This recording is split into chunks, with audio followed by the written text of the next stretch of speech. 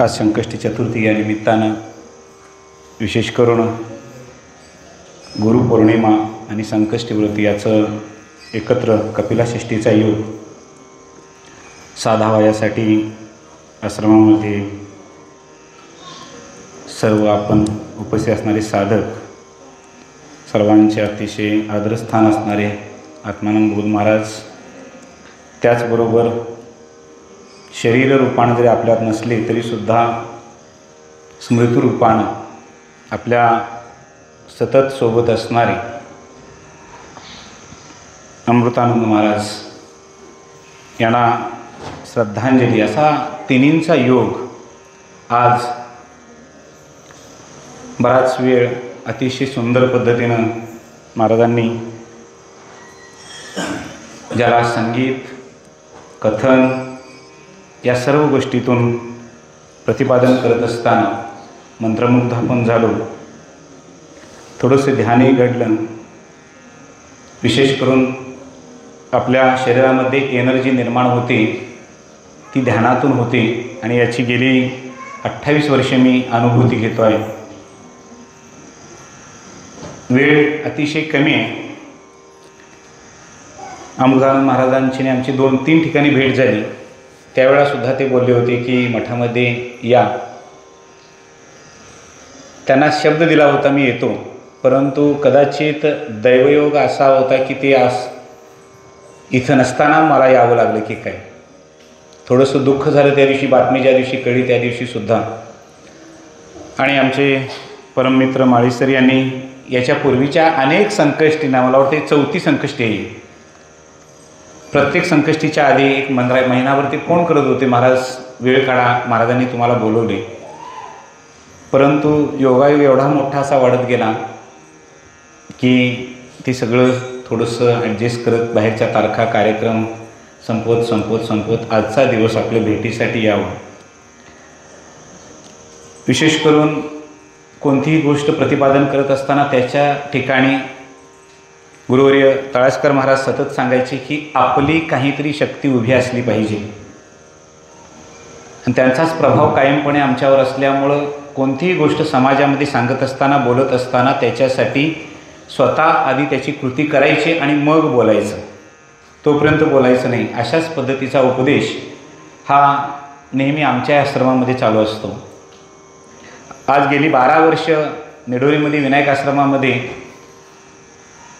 विद्यार्थी घडवत असताना, साधक घडवत असताना अनेक अनुभव आले. अनेक काही चांगले आले, काही वाईट आले. दोन्ही अनुभव यावे लागतात तरच आपण पुढं जात असतो. तरच आपल्याला काही गोष्टी कळत असतात, समजत असतात. जेणेकरून आपल्यामध्ये असणारं जे आत्मतत्व आहे ते आत्मतत्व दाखवण्यासाठी कोणातरी गुरूंची आवश्यकता असते. किंबहुना आज गुरूंची वाणवा फार मोठी आहे. थोडंसं मी परखड कायमच बोलत असतोय. कदाचित ते यूट्यूब वगैरे बघत असाल तुम्ही, त्याच्यावरती माझं परखडच असतं नेहमी की जे मला स्वतःला अनुभवायला आलं, जे माझं चिंतन झालं, याच सर्व गोष्टी प्रतिपादन करणं ही जास्त श्रेयस्कर ठरतं. काल्पनिक आणि स्वप्नातल्या गोष्टी बोलण्यापेक्षा वास्तवातलं जे आहे ते सांगणं आणि ते बोलणं फार गरजेचं आहे. त्याला मात्र शास्त्राची आणि संतांच्या वचनाची जोड असली पाहिजे. या 2 गोष्टी जर असतील तर तुम्ही जे प्रतिपादन करता, तुम्ही जे चिंतन करतात त्या चिंतनाला कोणी आक्षेप घेणार नाही. म्हणून नेहमी मी व्यासपीठावर बसल्यानंतर विचारतो, बाबा विषय कोणता आपण घ्यावा. कुठेही गेल्यानंतर एक सवय आहे.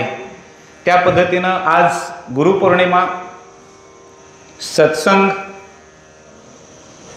तिसरी गोष्ट आहे ती म्हणजे आदरांजलीचा कार्यक्रम, आणि 4थी गोष्ट आहे आज संकष्टी. याचा विचार जर केला तर आपल्याला दिलेल्या वेळेमध्ये अगदी जे आत्ता जे म्हणतोय मी त्या आत्तापासून जर बघितलं तर माझ्याकडे 28 मिनटं शिल्लक आहेत. त्या 28 मिनटामध्ये जितकं देता येईल तेवढं देण्याचा मी प्रयत्न करेन. विशेष करून नंतर कीर्तनाचा कार्यक्रम आहे, त्याच्यासाठी आपल्याला थांबायचं आहे. पण माझी अडचण अशी आहे की थोडीशी मी नंतर मिटिंगमध्ये थोड्याशा आता एक मिटिंग करून आलो आहे. आता असं का म्हणाल, थोडीशी शासकीय जबाबदारी माझ्यावर आहे. ती शासकीय जबाबदारी सांभाळत अध्यात्म करणं ही गोष्ट आहे. असो, विषय प्रतिपादन करत असताना दोन महत्त्वाच्या गोष्टी सरांनी सांगितल्या की साधक आणि गुरु यांचं काय तत्वबोध होतो, आणि याच्यासाठी माऊलींची ज्ञानेश्वरी जर घेतली तर त्या माऊलींच्या ज्ञानेश्वरीमध्ये अध्याय 15 आहे, आणि त्या 15 अध्यायामध्ये पहिली ओवी आपल्याला माऊली सांगतात, आता हृदय आपुले चौफाळून या भले वरी बैसव पाऊले श्री गुरूंची. त्याच्यातला यमक, अनुप्रास, उत्मा, उत्प्रेक्षा या सगळ्या गोष्टी जर बघितल्या तर गुरूंची हा शब्द वापरला नाही, श्री गुरूंची हा शेवटचा शब्द आहे. याचा अर्थ तिथं काहीतरी वेगळं सांगायचं आहे. इथून पुढं 27 ओवींच्यापर्यंत 1 ते 27 ओवींच्यापर्यंत माऊलींनी फक्त श्री गुरूंच्या बद्दलच सांगितलेलं आहे. कदाचित भाष्य करताना, श्लोकावर भाष्य करताना काही ठिकाणी एकाच ओवीवर थांबतात, तर काही ठिकाणी 550 ओवीपर्यंत नेतात. पण गुरूंचं वर्णन करताना माऊलींची वाचा ही थांबत नाही, ती वेगानं पुढं सरकत जाते. पहिल्या अध्यायापासून शेवटच्या अध्याय 18 अध्यायापर्यंत जर आपण चिंतन केलं तर गुरूंना किती महत्त्व आहे हे आपल्याला कळेल. म्हणून काहीच नाही आयुष्यात कळलं तर चालेल, पण ज्ञानेश्वरी कळावी. नाहीतरी संसार आयुष्यभरून कळतोय कुठं? आयुष्यभर आपण संसार करतोय, कळतोय का? नाही कळत. चटणी कोणत्या महिन्यामध्ये करावी लागते हे सांगावं लागतं का? साधा प्रश्न आहे. चटणी कोणत्या महिन्यामध्ये करायची असते? कोणता महिना आहे? उन्हाळा. उन्हाळा महिना नाही, हा ऋतू आहे. ध्यानात घ्या. म्हणजे एक तर चैत्र संपण्याआधी हा चटणीचा कार्यक्रम घरात करायचा असतो, आणि जर भाद्रपदमध्ये संपली चटणी तर मग काय करायचं असतं? उसनवारी. साधी गोष्ट असते. संसाराची बेरीज करत असताना आयुष्य संपतं तरी गणित जुळत नाही. तीच सद्गुरू परमार्थाची बेरीज जुळवत असताना काय तू अधिक केलंस हे आपल्याला सांगत जातात. म्हणून अगदी प्रभू रामचंद्रांच्या पासून इतिहास पुढे घ्यायचा झाला किंवा व्यासादिकांच्या पासून इतिहास घ्यायचा झाला तर व्यास उच्छिष्ट जगत्त्रयम असं माऊलींनी सुंदर प्रतिपादन करताना सांगितलं की मी माझ्या पदरचं काहीच सांगत नाही, हे पूर्वी व्यासाने सांगितलेलं आहे. हे सांगत असताना सुद्धा मी माझ्या वाचेतून जे येतं ते अमृतत्व व्हावं, ते अमृताचे शब्द व्हावेत, ही माझी किमया नाही आहे, ही माझ्या श्रीगुरूंची किमया आहे. म्हणून श्रीगुरु सारिखा असता पाठीराखा इतरांचा लेखा कोण करी राज याची कांता काय भीक मागी मनाची आजोगी सिद्धी पावी. म्हणून श्रीगुरु हा शब्द इथं वापरलाय पहिल्या ओवीमध्ये.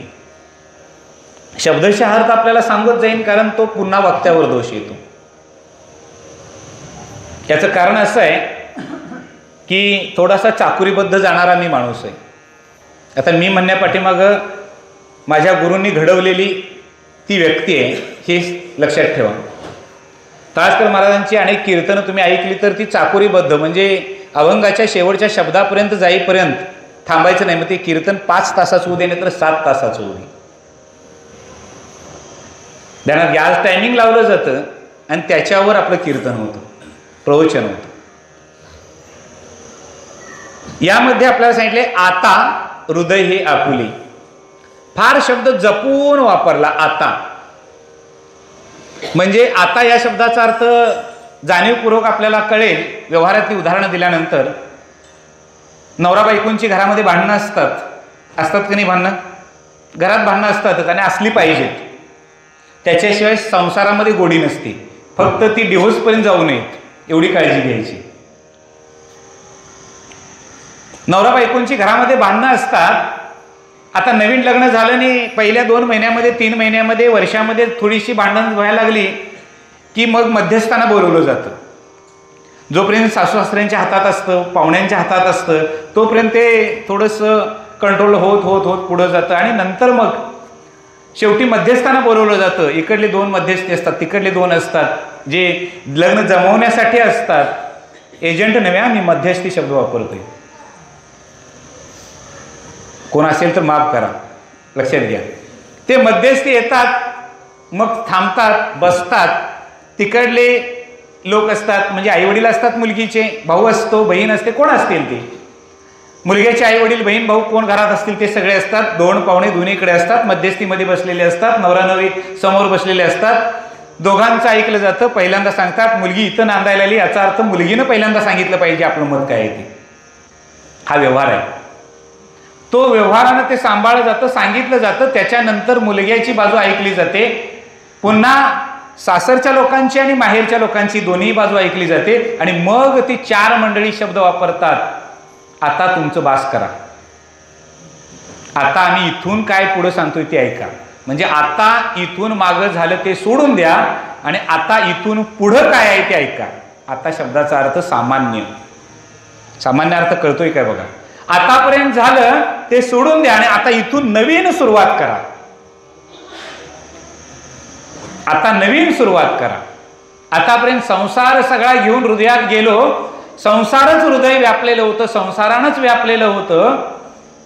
आता संसार बास करा, त्या हृदयातला संसार काढा आणि आता हृदय हे आपुले, दुसऱ्याचे नव्हे, आपुले, ज्याच्यावर हक्क आपला आहे ते. लक्षात घ्या, ज्याच्यावर हक्क आपला आहे ते हृदय. सर्वसाधारणपणे आमच्या आजच्या वयोमानानुसार सांगतोय, पूर्वीचा तुमचा आमचा वयोमान नव्हे, म्हणजे मी पुराण काळातला असं समजू नका. परंतु आजचा वयोमान जर धरलं तर सरासरी 14 वर्ष संपलेल्या मुलांच्या मुलींच्या पासून ते वयाच्या 28 ते 32 वर्षापर्यंत या मुलामुलींची हृदय तपासा. हृदय तपासायचं त्यांचं. किमान 7वीच्या मुलाच्या किंवा मुलगीच्या हृदयामध्ये आईबाप असले पाहिजेत. पण नाही आहे. संस्कृतमध्ये एक सुभाषित आहे, प्राप्ते षोडशे वर्षे गंधर्वी अप्सरा येते.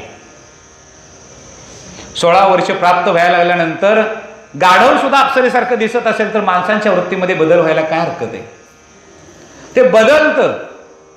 काही मुलं हृदय तुटलं म्हणून विष पितात, औषध खातात, गळपास लावून घेतात.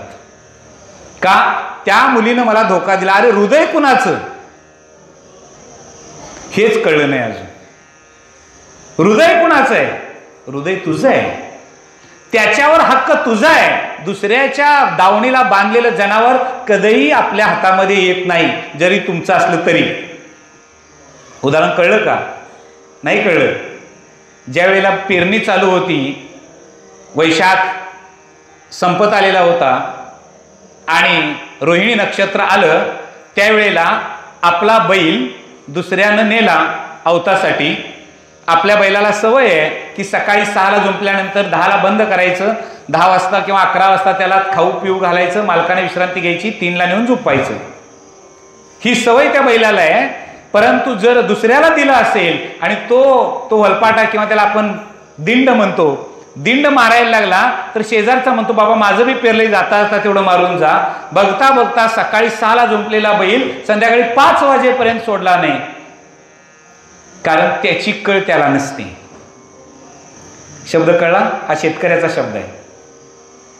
त्याची कळ त्याला नसते कारण दुसऱ्याचा अणू बांधलेला असतो. परहस्तगतम धनम.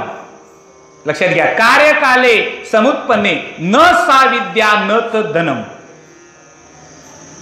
लक्षात घ्या, ज्ञान मस्तकात असावं. पुस्तकात ज्ञान आहेच, पण पुस्तकातलं ज्ञान मस्तकामध्ये असलं पाहिजे. पहिली गोष्ट, मस्तकातलं ज्ञान वेळ आल्यानंतर उपयोगी पडतं आणि पुस्तकातलं ज्ञान शोधावं लागतं.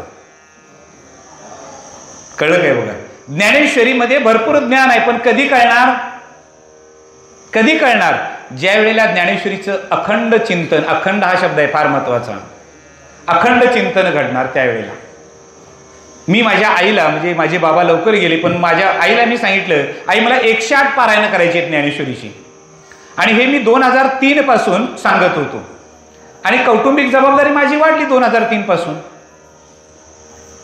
शासकीय जबाबदारी वाढली, वाढत गेली. आई काही बोलली नाही, आईच वाचन कायमच असायचं. आज सुद्धा आता जरी तुम्ही बघितलं तर माझ्या घरात, माझ्या आश्रमात हरिपाठ चालू आहे आत्ता. मी अभिमानानं सांगतोय कायम. लक्षात घ्या, आईचं माझ्या वाचन कधीच बंद नसतं. गाथा समोर घेते, उघडते पान, पहिला अभंग वाचायला सुरुवात करते. आज येताना मी दर्शन घेताना आईला म्हटलं, आई मी गोरंब्याला मठावर चाललोय. आई म्हणली आज काय आहे? मी म्हटलं आज संकष्टी आहे आणि सरांनी पाठवलेल्या पत्रिकेत गुरुपौर्णिमा असा शब्द आहे. मग आई म्हटली की ठीक आहे, चांगल्या कामाला चाललायस. कधी आईची आज्ञा घेतल्याशिवाय मी कधीच बाहेर पडत नाही अजूनही. म्हणून मी अभिमानाने सांगतो, माझं विद्यापीठ तिथं फक्त विचारायचं आणि तुम्ही अभंगाचा शेवट सांगायचा. माझी आई सुरुवात सांगते. तुकाराम गाथ्यातील अभंगाचा शेवट तुम्ही सांगायचा. माझी आई सुरुवात सांगते. 4000 अभंग तोंडपाठ आहेत. विचारसागरासारखा ग्रंथ तोंडपाठ आहे. ज्ञानेश्वरी तोंडपाठ आहे. लक्षात घ्या सगळं अगदी. मी आई म्हणते वेळ येईल, वेळ येईल असंच नुसतं सांगत होती. ठीक आहे म्हटलं, आता वेळ येईल, कधी वेळ येईल, आईचा शब्द आहे म्हटल्यानंतर येणार वेळ, एवढीच माझी खात्री होती. कारण माझ्या हृदयामध्ये माझी आई आहे. मला माहित होतं येणार वेळ. आणि ती वेळ आली कोरोनानं. बरोबर कोरोनाच्या काळामध्ये सगळी ऑफिस बंद झाली आणि योगायोगानं मलाही सुट्टी मिळाली. आई म्हणाली तू विचारत होतास काय? 108 मला पारायण करायचे आहेत. कर म्हणले, आता काय हरकत आहे. तोपर्यंत ईमेल आला की हजर राहा, कोरोना ड्युटी तुम्हाला करायची आहे, ड्युटीवर जायचं आहे. म्हटलं काय हरकत नाही. आईला म्हटलं बरं झालं, राहत्या घरातून वळकट घेतली ना आश्रमात नेऊन टाकली. म्हटलं माझा मला गॅस द्या, माझं मला जेवण दे, सगळं माझं मी करतो, तुम्ही माझ्याशी संपर्कात येऊ नका, कारण मी पेशंटमध्ये जात होतो, नका येऊ नका म्हणलं. आणि जांभळीच्या झाडाखाली विहिरीच्या काठाला चालू केलं पारायण. सलग 108 पारायण होईपर्यंत थांबलीच नाही ज्ञानेश्वरी. ज्ञानेश्वरी तेव्हा कळली. पुस्तकस्तु या विद्या परहस्त गतम धनम कार्यकाले समुत्पन्ने न सा विद्या न तधनम. दुसरं उदाहरण छोटंच आहे. तुमचेच पैसे आहेत पण एखाद्या मित्रानं तुमच्याकडून उसने नेलेत. 10,000 घरात होते, तो मित्र अचानक आला, बाबा मला म्हैस घ्यायची आहे, 40,000 आहेत, 50,000 लागतात, 10,000 दे, तुला दुसऱ्या दिवशी तिसऱ्या दिवशी आणून देतो, मंगळवार आज आहे, मला बाजारातून म्हैस आणायची. आपण म्हणतो काय आता घरात तरी ठेवून काय 2 होणार काय? मित्र आलाय देतो, घेऊन जातो. 8 दिवस झाले मित्रानं दिले नाहीत. 8व्या दिवशी तुम्हाला गरज लागली आणि तुम्ही पडदिशी गेला. अरे बाबा माझे 10,000 घेतलेस तेवढे दे, मला अचानक आता गरज आहे. त्यावेळेला तो मित्र म्हणतो 2 दिवस थांब. सांगितलं एकाला, त्याच्याकडून मिळाले की देतो. पैसे कुणाचे? पैसे कुणाचे? आपले. कुणाच्या हातात? त्याच्या हातात. मग दिलेस का? हृदय कळलं. हे हृदय जर दुसऱ्याला दिलं तर गत अशी होते. म्हणून हृदयावर अधिष्ठान फक्त सद्गुरूंचं असावं. गुरूंचं अधिष्ठान हृदयावर असावं. याचं कारण असं आहे, गुरु घेतही नाहीत आणि गुरु देतही नाहीत. म्हणून शिष्यानं गुरूंना सर्वस्व द्यावं आणि गुरूंनी शिष्याकडून काहीच स्वीकारू नये. याला गुरु शिष्य जोडी असं म्हणतात. प्रभू रामचंद्रांच्या पासून ही जोडी पुढे चालत आली. वशिष्ठांनी अनेक गोष्टी देता येत होत्या पण मागितल्या नाहीत. सांदीपणींनी अनेक गोष्टी मागता आल्या असत्या, भगवंतच होता तो, पण मागितल्या नाहीत. पुढे जर बघितलं तर अगदी अलीकडच्या काळामध्ये रामकृष्ण परमहंस असतील आणि विवेकानंद असतील, हेरन्स असेल, न्यूटन असेल, एवढंच नाही तर आमच्या निवृत्तीनाथ आणि ज्ञानोबा माऊली असतील. माऊली म्हणतात हे आपुले हृदय, आतापर्यंत जे झालं ते झालं. या हृदयामध्ये अनेक कोण कोण होतं ते होतं, परंतु आता हृदय आपुले. चौफाळून या भले, फार जाणीवपूर्वक शब्द आहे. चौफाळणे म्हणजे स्वच्छ करणे, चांगलं धुणे, याला चौफाळणे शब्द वापरतात. चौफाळून या भले, स्वच्छ करून म्हणजे पहिली कपडे कधी धुतो आपण? मला शर्ट धुवायचं आहे, टोपी धुवायची आहे, कधी धुतो? मळल्यानंतर. मग धुवायचं का? मळली म्हणून. म्हणजे याचा अर्थ आधी मळ त्याच्यामध्ये असावी लागते, मग धुवायला द्यावी लागते. कळते काय बघा? म्हणजे आधी काहीतरी आलेलं आहे ते बाजूला करण्यासाठी धुणे ही प्रक्रिया आहे. तसं चौफाळून या भले, अतिशय स्वच्छ करून कुठल्याही स्वरूपाचा विकार या हृदयामध्ये न ठेवता. अनेक प्रकारचे विकार आहेत. त्याच्यामध्ये स्कंद पुराणामध्ये 7 गुरूंचे प्रकार सांगितलेले आहेत. एकूण 7 गुरूंचे प्रकार आहेत. त्यातला शेवटचा फक्त परमगुरु नावाचा प्रकार आहे. परमगुरु म्हणजे मोक्षाप्रत नेण्यासाठी जे साधकावर सतत कृपादृष्टी ठेवतात त्यांना परमगुरु म्हणतात. 7 प्रकारचे गुरु लक्षात घ्या. मग चौफाळून या भले स्वच्छ, अगदी स्वच्छ करून. जसं आपला आवडता पाहुणा जर घरात येणार असेल तर महिलांची घरातली लगबग बघायची. कळते ना? म्हणजे माहेरचं कोणतरी येणार असेल तर. काही गोष्टी लागतात म्हणून बोलायला मी टाळतोय थोडंसं, परंतु कळत नसेल तर तेवढ्या खाली पण उतरावं लागते, पर्याय नाही. नणंद येणार असेल तर जेवढी तत्परता असते तेवढी तत्परता भाऊ येणार असेल तेवढा असते का? वाक्य चुकले माझं वाटतं. कळे, उलट वाक्य सांगितलं की लगेच कळते. हे तर खरं व्याकरण आहे, लक्षात घ्या. नणंद येणार आहे म्हणून आवरावर सावरासावर इकडं तिकडं अगदी व्यवस्थित चापून चपून सगळं व्यवस्थित ठेवलेलं आहे. तिला काय आवडणारा पदार्थ वगैरे वगैरे इत्यादी इत्यादी. आणि भाऊ येणार असेल तर, नणंद येणार असेल तर 6ला उठणारी कदाचित 6ला उठेल, भाऊ येणार असेल तर 6ला उठणारी 5ला उठते. ध्यानात येते काय बघा. याचाच अर्थ त्या हृदयावर कुणाची पकड आहे ती सगळी पकड आधी स्वच्छ करा. ते आधी सगळं बाजूला करा. कारण वरी बैसऊ पाऊले, कारण त्याच्यावर प्रतिष्ठापना करायची आहे. प्रतिष्ठापना करणे म्हणजे कळतंय आपल्याला, सोप्या भाषेमध्ये सांगतो म्हणजे लक्षात येईल तुमच्या. गणपती आणताय तुम्ही श्रावणमध्ये, आता गणेश उत्सवाच्या वेळा गणपती आणताय. ज्या वेळेला कुंभाराच्या घरातून गणपती आणताय त्यावेळेला येताना त्याला अगदी व्यवस्थित आणतोय आपण, पण आणल्या काय आपण टेबलवर जिथं त्याची प्रतिष्ठापना करायची तिथं ठेवलेलं नाही, त्याला कुठंतरी बाहेर बाजूला कुठंतरी ठेवलेलं असतं. त्याला कसाही उचलतो आपण, कसाही फिरवतो त्या मूर्तीला, कसंही ठेवतो आपण. कसंही ठेवतो म्हणजे कोपऱ्यात ठेवतो, परत उचलतो, दुसऱ्या कोपऱ्यात ठेवतो, हे चालू असतं. पण ज्या वेळेला त्या टेबलवर ठेवलं, त्याच्यावर अक्षदा घेतल्या आणि टाकल्या, आरती एकदा म्हटली म्हणजे प्राण प्रतिष्ठापना एकदा त्याची केली की परत लहान मुलाला त्या टेबलकडे जाऊ सुद्धा देत नाही. आपण हात लावायचा सोडूनच द्या. पुजताना सुद्धा लांबनं पाणी मारतोय का? पुजताना सुद्धा गणपतीला लांबनं पाणी मारतोय का? अष्टीगंध लावताना सुद्धा हात थरथरतोय. हराटी घालताना हात थरथरतोय का? दुखवेल, ती मूर्ती दुखवेल एवढाच संदर्भ माग असतोय त्याच्या, दुसरं काही नसतं. ती मूर्ती दुखवेल म्हणूनच सतत सतत सतत घाबरत घाबरत सगळ्या गोष्टी. प्राण प्रतिष्ठापना करण्याआधी कुठलीच यातली गोष्ट नव्हती, पण प्राण प्रतिष्ठापना केल्यानंतर विसर्जनाच्या दिवसापर्यंत म्हणजे गणपती बसवल्यापासून उठवेपर्यंत आपण त्या गणपतीकडे जात सुद्धा नाही हो. आरती सुद्धा लांबणं, नैवेद्य लांबणं, पूजन लांबणं का? प्राण प्रतिष्ठापना केली म्हणून. प्रतिष्ठापनेला एवढा अर्थ महत्वाचा आहे. म्हणून आता बैसऊ पाऊले, सगळे विकार बाजूला काढावेत आणि त्या हृदयावर श्री गुरूंचे चरण प्रतिष्ठापित करावेत.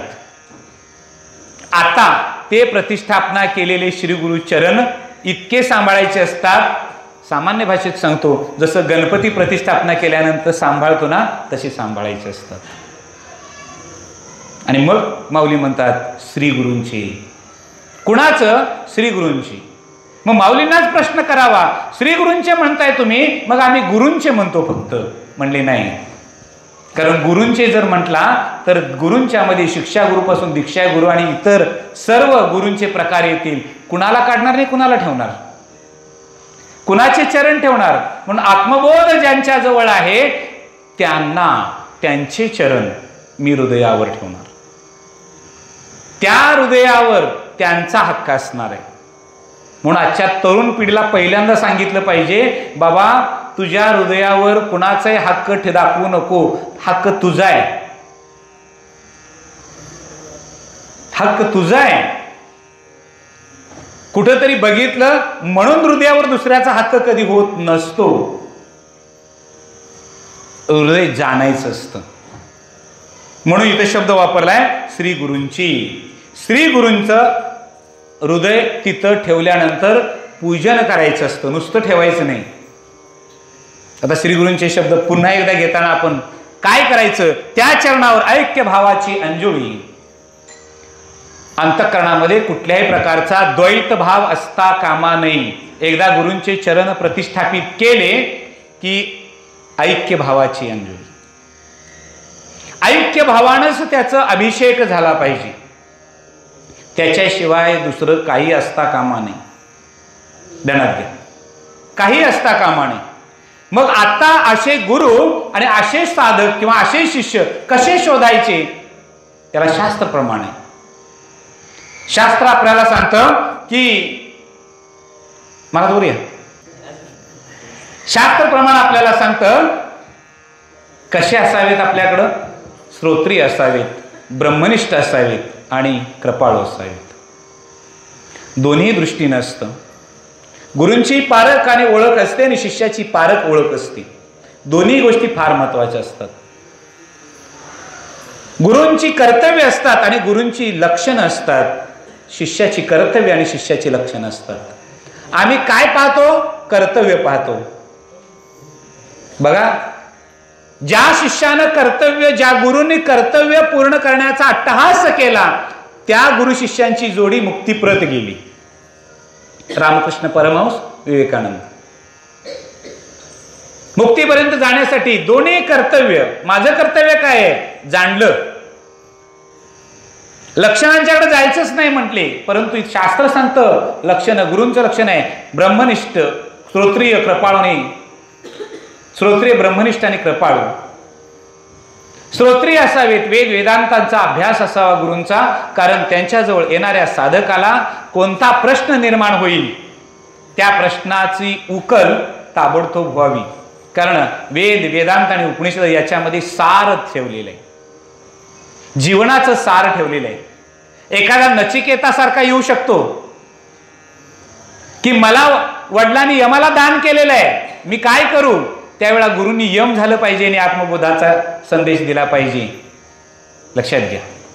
एखादा भृगू वरुणांच्या ठिकाणी येऊ शकतो, त्या भृगूला भृगुवल्ली रूपानं बोध करता आला पाहिजे. याच्यासाठी शास्त्र, त्यालाच म्हणतात श्रोत्रिय. ब्रह्मनिष्ठ असले पाहिजेत की एको अहम, एवढंच नाही तर जगतामध्ये ब्रह्म अहम, मीच ब्रह्म आहे, ओतप्रोत भरलेला आहे, याचा अट्टहास स्वतःजवळ असला पाहिजे. ब्रह्मनिष्ठ आणि कृपाळू असले पाहिजेत. आपल्याकडे येणाऱ्या साधकावर आणि शिष्यावर कृपादृष्टी करणारे असले पाहिजेत. काय शिष्याकडून मला मिळते हे बघण्यापेक्षा मला शिष्याला काय देता येते हे बघणारे गुरु, त्याला कृपाळू गुरु म्हणतात. ही लक्षणं आहेत. आणि गुरूंची कर्तव्य 5 आहेत. जीवेश्वराचा भेद, जीव जडाचा भेद, जड जडाचा भेद, जड ईश्वराचा भेद आणि ईश्वर जडाचा भेद, हे 5 प्रकारचे भेद शिष्याच्या अंतःकरणामध्ये असतात. ते भेद दुरुस्त करण्यासाठीच शिष्य आलेला असतो. पुन्हा चालू होतं ते म्हणजे शिष्याच्या लक्षणांच्या मध्ये आणि शिष्यांच्या कर्तव्यामध्ये. शिष्याची लक्षणं काय? हे 5 प्रकारचे भेद घेऊन तो येतो. लक्षात घ्या. त्याने श्रवण केलेलं आहे, मनन केलेलं आहे, निधिध्यासाचा ध्यास लागलेला आहे. एवढंच नाही तर त्याचा मल गेलेला आहे, विक्षेप गेलेला आहे, आवरण नावाचा दोष शिल्लक राहिलेला आहे. आवरण नावाच्या दोषाच्या निवृत्ती करता गुरूंच्या जवळ आलेले आहे. आणि मग त्यानं म्हणावं शिष्यानं, काय मी उद्धार पावीन, काय कृपा करील नारायण, ऐशे तुम्ही सांगा संतजन, करा समाधान चित्त माझी. काय खंड येईल कर्म, मी कर्म करत राहिलो पण काय करता येईल मला, हे तुम्ही सांगा. अशा पद्धतीनं शिष्यानं यावं आणि येताना तो कर्तव्य घेऊन यावं. लक्षणानं युक्त नुसता शिष्य येता कामा नये, तर कर्तव्य घेऊन यावा. तनु मनु जीवी चरणाशी लागावे, अगर्वता करावे दास्य सखर. माझं शरीरच नाही तर माझ्या शरीराच्या संबंधाने येणाऱ्या सर्व गोष्टी ज्या आहेत त्या सर्व गोष्टी मी माझ्या गुरूंना अर्पण करणार. ध्यानात घ्या. आणि याची जाणीव फक्त एकट्याला असता कामा नये, कुटुंबामध्ये, त्या कुटुंबामध्ये सर्वांना असली पाहिजे. लक्षात घ्या, मी माझ्या गुरूंच्यावर हे शरीर अर्पण केलेलं आहे. मग आता या शरीरावर हक्क कुणाचा? गुरूंचा हक्क. मग हे शरीर चोळल का? हक्क कुणाचा आहे? कुणाचा हक्क आहे? चोळल का तंबाखू? कारण या शरीरावर हक्क गुरूंचा जर असेल तर इकडं हात जाणारच नाही, कारण माझ्या गुरूंचं शरीर आहे, मी गुरूंना अर्पण केलेलं आहे. लक्षात घ्या, या शरीरानं वाम मार्ग पत्करला जाणार नाही. जाता जाता एखाद्याचं वाडं मारून कोंबड्या मोडून जाणार नाही. एवढंच नाही तर एखाद्याच्या वाळल्या पाचोऱ्यावर सुद्धा पाय देण्याची ताकद होणार नाही, कारण हे शरीर मी माझ्या गुरूंना अर्पण केले. म्हणजे या शरीरानं झालेलं कोणतंही पातक माझ्यापेक्षा कोणाला लागणार? ते गुरूंना लागणार, कारण हे हृदय मी त्यांना दिले, हे शरीर मी त्यांना दिले. माझ्याजवळ असणारी संपत्ती ही कुणाची आहे? माझ्या श्रीगुरूंची आहे. ही संपत्ती श्रीगुरूंची आहे असं ज्या वेळेला मी मानतो त्यावेळेला त्या संपत्तीतील, उद्या सकाळी घरात गेल्यानंतर तुमच्या मुलानं 50 रुपये मागितले, त्यावेळेला त्या मुलग्याला 50 रुपये देताना सुद्धा तो साधक सांगतो, बाळा 50 रुपये नाही, तो योग्य कारणाला खर्च कर, कारण हे पैसे माझे नाहीत. कुणाचे आहेत? माझ्या सद्गुरूंचे आहेत, माझ्या गुरूंचे आहेत. त्यावेळेला तो मुलगा कुठंतरी जाऊन चौकात गुटखा खाणार नाही, कारण त्याला माहित असतं माझ्या बाबांच्या गुरूंचे ते पैसे आहेत. हे संस्कार आहेत. कधी शिकणार आम्ही ह्या गोष्टी? कुणाकडून शिकणार? म्हणून मठामध्ये यायचं असतं. या गोष्टी शिकण्यासाठी मठामध्ये यायचं असतं. ऐहिक स्वरूपाचा प्रसाद मठातला घ्यायचा, पण पारमार्थिक स्वरूपाचा प्रसाद घेऊन द्यायचं असतं. आम्ही बरोबर तेवढं बाजूला ठेवतोय आणि पोट भरून जातोय. म्हणून इथून रिकाम्या पोटाने गेले तरी चालेल, पण भरल्या संस्कारानं जायचं. ध्यानात घ्या, भरल्या संस्काराने ज्या वेळेला जातो त्यावेळेला तुमच्या संपत्तीवर गुरूंचा अधिकार आहे म्हटल्यानंतर मी सुद्धा एखाद्या हॉटेलमध्ये गेल्यानंतर मला जरी भूक लागली असली तरी सुद्धा मी तिथं योग्य आहे तेच खाणार. 6 वर 5 असणाऱ्या गोष्टी मी कधी खाणार नाही. का?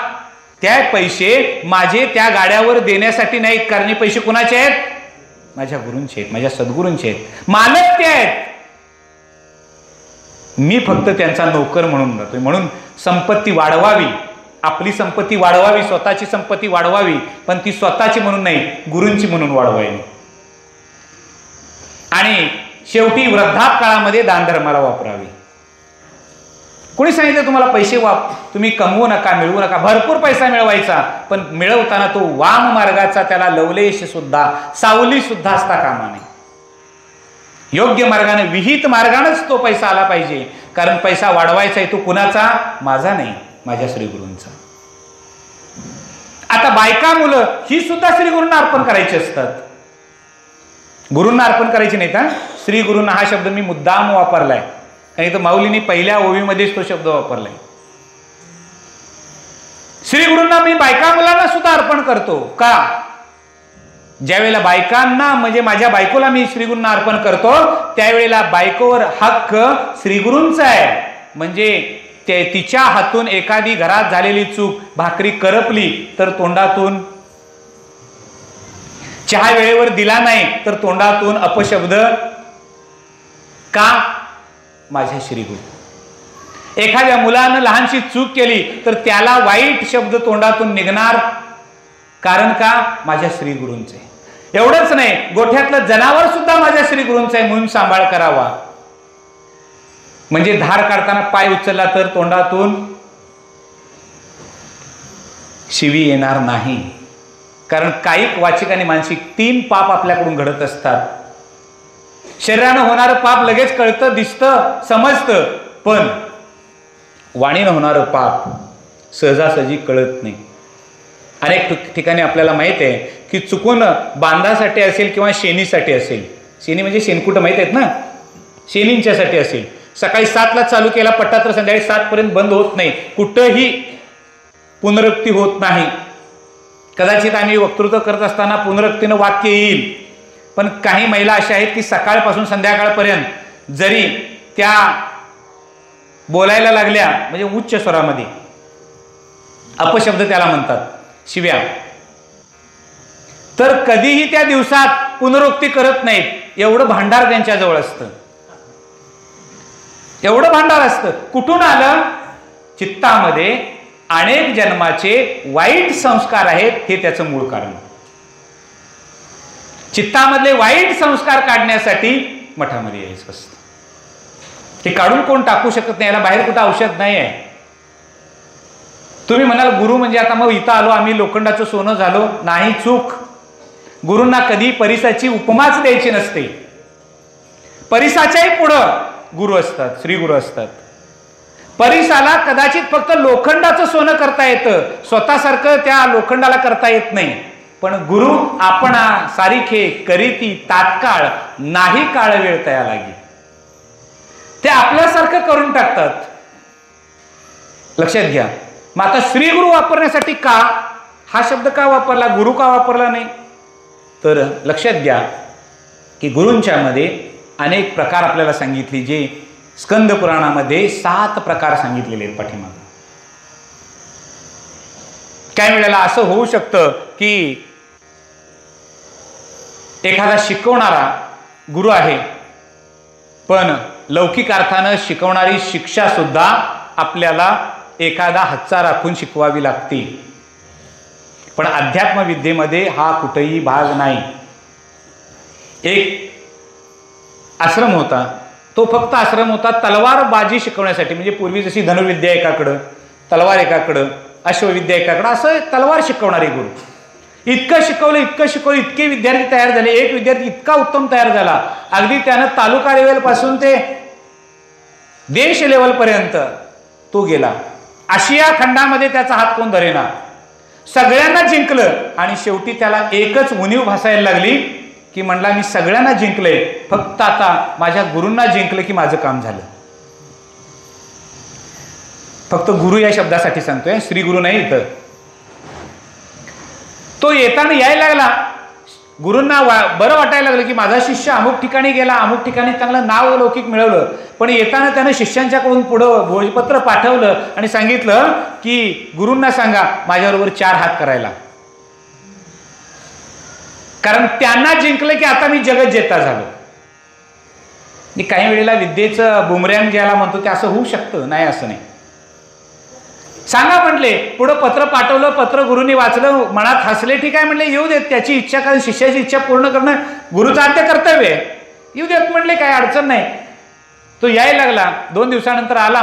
मठामध्ये आल्यानंतर त्याची व्यवस्था योग्य ठिकाणी गुरूंनी केली आणि सांगितलं बाबा विश्रांती घे तू, कारण दमलेला आहेस प्रवासातून. तेव्हा तुझी विश्रांती पूर्ण झाल्यानंतर 2 दिवसानंतर मला सांग, त्यावेळेला आपण चालू करू आणि बघू कोण मग तुझं एक खरं स्वरूप कळेल. ठीक आहे म्हणले. आनंदी मनातल्या, कारण गुरूंनी मान्यता दिलेली आहे. आता पुढं चालू झालं. 2 दिवस गेले आणि या 2 दिवसामध्ये शिष्यानं काही माणसं आपली गुरूंच्या जवळ ठेवलेली होती. म्हणजे काय चाललंय त्यांचं फक्त मला सांगायचं. ठीक आहे म्हणले, काय हरकत नाही. गुरूंनी एका लोहाराला बोलवलं होतं, त्याला सांगितलं की बाबा तू काय कर, एक तलवार 8 फुटाची असावी आणि त्याला 8 फुटाचं म्यान असावं, वरचं म्यान तलवार ठेवायचं. ऑर्डर दिली. लोहार गेला, 8 फुटाची तलवार घेऊन आलाय. दुसऱ्या दिवशी बातमी शिष्याला कळली. म्हणजे गुरूंनी माझ्यावर डाव मोठा केलाय म्हणले. आता काय नाही म्हणले, आपणही तसंच करायचं. एका रात्रीत त्यानं 8 फुटाची तलवार आणि 8 फुटाची म्यान तयार करून घेतलं आणि दिवस नेमका उजाडला. दोघांचे 4 हात चालू झाले. आता 8 फुटाची तलवार एकट्याला नेता येत नाही. यानं कमरेला बांधलेली होती, गुरूनेही बांधलेली होती. पाठीमागे एखादा धरलेला शेंडा होता, याचाही तसाच धरलेला होता. रणशिंग पुंकले गेलं आणि आवाज झाल्याबरोबर गुरूंनी तलवार पडदिशी काढली आणि याच्या नरड्याला लावली. म्हणले आता काय सांग, हरलास का जिंकलास? हा तलवार ओढत होता, पण 8 फुटाच्या म्यान मधली 8 फुटाची तलवार बाहेर एकट्याला काढता येत नाही. लक्षात घ्या. गुरूंनी आपल्या 8 फुटाच्या म्यान मध्ये तलवार काढून ठेवली ती बाजूला, आणि जी छोटी आपली रोजची तलवार आहे तेवढी आत घातली होती. ध्यानात आलं काय बघा. कदाचित शिष्य आपल्यावर उलटेल म्हणून काही गुरु दीक्षा देणारे असतात, पण श्री गुरु नाहीत. श्री गुरु माहीतच, श्री गुरूंना माहीत असतं. म्हणून इथं सांगितलं आपल्याला संदर्भ. मग असं स्त्री गुरु म्हटल्यानंतर थोडासा बाध येतो ना. शास्त्रामध्ये बाध समानाधिकरणाचा एक शब्द आहे. बाध येतो. कुठले शब्द कुठं वापरायचे याला फार जाणीव असावी लागते. लक्षात घ्या. जर ती जाणीव नसेल तर बाध निश्चित येतो. हे शास्त्र सांगतं आपल्याला. जो भेटल्याची सवे स्फूर्ती उपायाची धावे प्रवृत्ती गंगा स्थिरावे सागरीचे, असं वर्णन ज्यावेळा अमृतानुभवमध्ये माऊली करतात त्यावेळेला लक्षात येतं नद्या भरपूर भरून आलेल्या आहेत. महापूर यायला लागलेला आहे. सगळीकडे आता पाणीच पाणी झालेलं आहे. पण नद्यांची धाव थांबायला कमी नाही. नदी धावत चालली धावत चालली धावत चालली. अनेक केर कचरा गटारही त्यात चाललेले आहेत.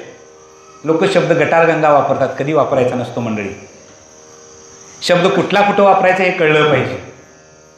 ते कुणासाठी असतं? ज्याला 7 नंतर काही कळत नसतं त्याच्यासाठी असतं. ज्याला उचलून आणायचं असतं त्याच्यासाठी तो शब्द असतो. लक्षात घ्या. त्या नदी सगळं घेऊन जाते. गावातलं पाणी, गावातल्या गटारीतून आलेली घाण, तुम्ही जे जे जे जे दिलंय ते सगळं आता महापुरातून बघा जरा, सगळं घेऊन चाललेली आहे ती. पण ज्या वेळेला समुद्राशी जाऊन मिळणार आहे त्यावेळेला यातली एकही गोष्ट तिच्याजवळ असणार नाही. जो भेटलयाची सवे स्फूर्ती उपायाची धावे प्रवृत्ती गंगा स्थिरावे सागरी, जे संसारात जन्माला मनुष्य देह म्हणून घेतलेला आहे आणि मनुष्य देह म्हणून जन्माला आलोय आम्ही. गुरूंच्याकडे येताना हे सगळं बाजूला ठेवायचं आणि गुरूंच्या जवळ यायचं. जसं नदी समुद्राशी मिळायला ज्या वेळा जातो त्याला खाडी असं म्हणतात. तुम्ही कोकणामध्ये पर्यटनासाठी अनेक जण जात असाल. तिथे गेल्यानंतर काय काय बघता येईल मी सांगत नाही तुम्हाला, पण एक बघा, संतांनी आमच्या वाङ्मयामध्ये हे शब्द का वापरले हे शोध घ्या. मध्ये मी चिपळूणला कीर्तनला गेल्यानंतर तिथं विचार की बाबा मला खाडी बघायची आहे. त्यांनी सांगितलं ठीक आहे मी दाखवतो. मला एवढंच बघायचं आहे म्हणलं. मला फार तिकडल्या कोकण वगैरे दाखवू नका, तेवढी खाडी दाखवा. आणि मला मी खाडी बघायला गेलो. जवळजवळ 9 किलोमीटरची खाडी मी पायी चालत होतो. बघितली सगळी आणि लक्षात आलं अरे खाडीच्या ठिकाणी कुठं कसपट सुद्धा नाही. कसपट स्वच्छ पाणी म्हणजे तुमच्या आरोच्या पाण्यापेक्षा स्वच्छ. आणि त्याच्या पाठीमागच मार्लेश्वरच्या पाठीमागच्या बाजूची नदी संगमेश्वरची जी नदी पुढे जाते ती नदी ती बघितली भरपूर घाण. पण संगमाच्या ठिकाणी तीच नदी मी खाडी त्याच नदीची खाडी पुढे बघितली कुठेही कसपट नाही. मग मला कळलं अमृतानुभवामध्ये माऊलीने ही ओवी का घातली. जो भेटल्याची सवे स्फूर्ती उपायाची धावी प्रवृत्ती गंगा स्थिरावे सागरीजी. ती समुद्राला जाताना सोज्वळ आणि निर्मळ होऊन आलिंगन देते. तसं गुरूंना आलिंगन सद्गुरूंना श्रीगुरूंच्याकडे जात असताना त्यांना आलिंगन देताना निर्मळ होऊन द्यावं. कुठल्याही प्रकारचा विकार अंतःकरणामध्ये न घेता यावं आणि आलिंगन द्यावं. तिथं एक रूपता होती. मग तिथं शिष्यही राहत नाही आणि गुरुही राहत नाही. दोघं एक समान होतात. शेवटी फक्त सांगतो श्री गुरु असा शब्द वापरण्यास पाठीमागं धारणा काय. आपण माऊलींनाच विचारावं. प्रत्येक ओवीच्या ठिकाणी शंका घ्यावी आणि निरसन करण्यासाठी शास्त्र घ्यावं. माऊली इथं शब्द का वापरला श्री गुरु, का गुरु वापरला नाही. फक्त आपल्याकडं कसं आहे, जसं मृग नक्षत्र चालू व्हायच्या आधी खोडवी काही जणांनी तशीच ठेवली. ती ऊस गेला तुटून फेब्रुवारी मार्चमध्ये. आता भात तर करायचा आहे पण भात करायच्या आधी काय केलं की असू दे 2 गायी आहेत वैरण कापून आणायची, दुसऱ्याकडे जाण्यापेक्षा खोडव्यालाच लागवड टाकायची आणि खोडवी कापून आणायची. कुठंपर्यंत? अगदी वैशाख संपेपर्यंत. म्हणजे रोहिणी नक्षत्रापर्यंत खोडवी आमची कापायला चालू होती का नाही सांगा. सगळ्या भागातलं, म्हणजे मी काय लांबचा नाही, लक्षात घ्या. सगळ्या भागातली ही पद्धत होती. किंवा शेतकऱ्यांना मका केलेला होता तो कापाय चालू होता, त्याची धांड जनावरांना न्यायला चालू होती आणि सड राहिलेले होते. एक ट्रॅक्टरवाला भेटला. तू त्या पाणंदीन चालला होता. त्याला विचारलं बाबा कुठं चाललायस तू. तो म्हणला तुमच्या शेताच्या पलीकडल्या बाजूला जे शेत आहे त्या शेतकऱ्यानं सांगितलं आज दिवसभर कंटाळा आला होता पण फण्यांचा नांगर, म्हणजे त्याला बलराम म्हणतात आमच्याकडं, किंवा त्याला बाणगं म्हणतात बघा, बारीक फण्याचा नांगर, मला बाणगं मारायला सांगितलंय तेवढं मारून येतो. मग हा म्हणतोय तिकडेच चाललायस ना, मग माझा आणि परत मारायला जाण्यापेक्षा येता येता काय करून ये, माझं पण मारून ये. आता गावातलाच ट्रॅक्टरवाला, गावातलाच मालक झालं, तो गेला रात्रीचं ते तुम्हाला माहिती आहे, मारलं जातं, फिरवला, ट्रॅक्टर फिरवला, पण कडा घालायचे आहेत ना, कडा घालायच्या. ही पद्धत माहिती आहे आपल्या शेतकऱ्यांना सगळ्यांना. यादृशम उपते बीजम क्षेत्रम आसाध्य कर्षक सुकृते दुष्कृते वापी तादृशम लभते फलम. हा विचार फार महत्वाचा आहे, लक्षात घ्या. कडा घालायचे असतात. मग ट्रॅक्टरवाल्याला हाऊस असते, मग कडा घातल्या पाहिजे, नाही तर उद्या पैसे मागायला गेल्यानंतर म्हणा कडं घालायचे आणि तेवढं परत एक मारून ये. मग एक दिंडभर नांगरासाठी परत जाण्यापेक्षा एकदमच कडा घालून गेलेलं चांगलं. आता याचा हा ओपा होता, मध्ये एक ओपा होता, दुसऱ्याचा दुसरीकडे ओपा होता. यानं त्याचं ज्यानं सांगितलं त्याचं पहिल्यांदा आऊत केलं, वाजले संध्याकाळी 8:30. आता ज्यानं रस्त्यात जाऊ सांगितलं त्याचं पहिल्यांदा मारून चालणार आहे काय? मी घरातून वारीसाठी म्हणून बाहेर पडलाय, त्याच्या पाया पडावं. घरात गमना म्हणून बाहेर पडलाय, त्याच्या पाया पडू नये. वारी निष्ठावंत वारकरी त्याच्या पाया पडावं. तो आपली भेट पांडुरंगाशी घेऊन जाऊन देईल, आपला नमस्कार पांडुरंगापर्यंत पोहोचवेल. परंतु काय नाही, पावसाळ्यात काय काम नाही म्हणून जातात, काय गरज नाही. तर मी उघड बोलतोय आणि परखड बोलतोय, काय लक्षात घ्या. म्हणजे तिकटीवर बसून वेळ घालवण्यापेक्षा सोहळ्यात जाऊन वेळ घालवा म्हणून जाणारी माणसं आहेत का नाही? त्यांच्या पाया पडून तुम्हाला पुण्य किती. आणि निष्ठावान वारकरी आहे त्याच्या तुम्ही पाहिलं निश्चित पुण्य. मग आता रस्त्यानं जाता जाता आऊत कर म्हणून सांगणाऱ्याचं पहिल्यांदा आऊत करतोय, काय घरात येऊन आऊत कर म्हणून सांगणाऱ्याचा पहिला करतोय? काय व्यवहार तुमच्या भागात आहे? जो घरात येऊन सांगितलंय त्याला. मग आता जेने येता येता सांगितलंय त्याचा आऊत करण्यासाठी हा गेला आणि 8:30 वाजले, 8:30 ते 9:30, 10:30 2 तास आऊत करत होता. आणि सगळं झालं. आता कडा मारायच्या राहिल्या. कडा मारताना बलरामचा एक फणा बाहेरच्या बाजूला, एक फणा आजच्या बाजूला, ट्रॅक्टरचं एक चाक बांधावर कडा मारायला चालू केल्याने नेमकं अंधाराचं लक्षात यायला नाही की बाबा एक फणा दुसऱ्याच्यातच नांगरत गेलाय बांध मध्ये, आणि दुसऱ्याचीच काकरी नांगरायला चालू केली. दुसऱ्या दिवशी सकाळी तो शेतकरी गेला आणि बघितलं, अरे बाबा असं का? तो म्हणला मला रात्री दिसलं नाही. मग ट्रॅक्टरवाल्याबरोबर कोण भांडत नाही, कुणाबरोबर भांडायला असतं? हा, त्या शेतकऱ्यावर भांडण असतं. माऊलीनं असाच प्रश्न विचारावा, माऊली असं का, श्रीगुरु का वापरलं? ते म्हणले की श्रीगुरु वापरण्यापाठीमागे फार महत्वाचं आहे, आपल्या कडा काढताना दुसऱ्याच्या कडेला धक्का लावू नये. त्यात शांतपण आहे. मी आत्ताच उदाहरण सांगितले, लक्षात घ्या. कारण श्रीगुरु हा शब्द वापरण्यानं कुणाकुणाला धक्का लागतोय? शास्त्र, उत्साह, काल आणि गुरु या 4 गोष्टींना धक्का लागतोय. लक्षात घ्या, या 4 गोष्टींना धक्का लागतोय. वेळ अपुरे, फक्त वेगाने फक्त सांगणे स्पर्श करून जातो. शास्त्राला धक्का. मग आम्ही म्हणायचं शास्त्राला धक्का देऊन तुम्ही आम्हाला काय सांगणार आहात? मग माऊली म्हणतात मी शास्त्राला कुठं धक्का लावलाय? शास्त्र काय सांगतं? विधी निषेध, योग्य अयोग्य हे शास्त्र सांगतं. उत्साह, शास्त्र शिकायचं असेल तर उत्साह असतो, उत्साह लागतो, वय लागत नाही. हा, माझ्या आश्रमातला शेवटचा साधक 88 वर्षाचा आहे, वय लागत नाही. शास्त्र आता सांख्य दर्शन शिकवायला चालू आहे आश्रमात माझ्या. सांख्य दर्शन शिकवतोय मी. पण ही सगळी मंडळी अतिशय, म्हणजे काही रिटायर मंडळी आहेत, ती अतिशय चांगल्या पद्धतीने आकलन करतात. सांख्य दर्शन मी नाव घेतलं की कपिल मुनी की किंवा जे आपल्याला सांख्य तत्व येते आठवायला चालू होतात. ध्यानात घ्या, षड दर्शनातलं एक दर्शन. वय लागत नाही, उत्साह लागतो, काल लागतो. काल म्हणजे वेळ.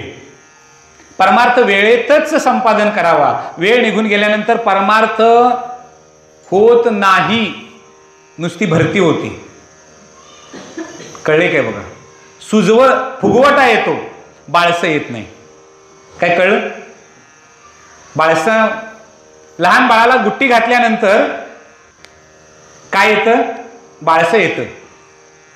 आणि वय झाल्याने अंतुराव पडल्यानंतर सुजते, त्याला काय म्हणतात? बाळसं. त्याला बाळसं म्हणायचं नाही, नुसती सूज असते.